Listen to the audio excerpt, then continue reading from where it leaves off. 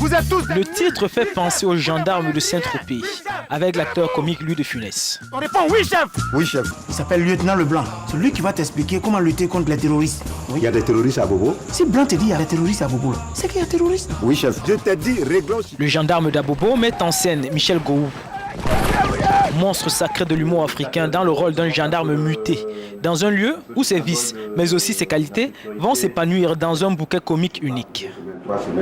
Malgré les points de ressemblance, le film revendique ne pas être une copie du classique du cinéma français. Côté humoristique, Louis de Funès, c'est une légende. Louis de Funès, il est incomparable. Et voilà, mais on essaie de faire, nous, en bas, on essaie de faire juste ce qu'on peut. Je suis juste le goût d'Afrique. Le gendarme d'Abobo raconte l'histoire d'un gendarme affecté dans le quartier populaire d'Abobo à Abidjan pour avoir racketté le chauffeur d'un ministre. À travers ce personnage, le réalisateur Anton Vassil revisite la sociologie et l'histoire récente de la Côte d'Ivoire. Je me suis dit, c'est vrai que Louis de Funès avait vraiment démarré sa grande carrière de star avec le gendarme de Saint-Tropez. Mais je me suis dit, en fait, ce qu'il faudrait, c'est un film équivalent avec Michel Gou.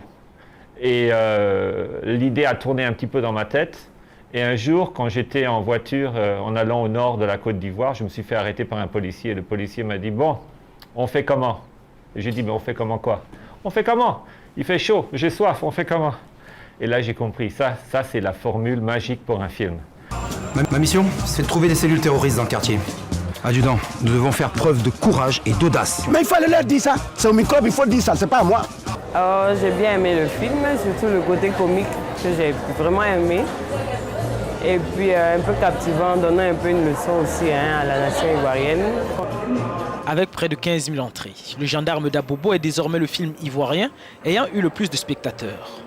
L'équipe de production espère pouvoir le distribuer en Afrique, mais aussi dans le reste du monde.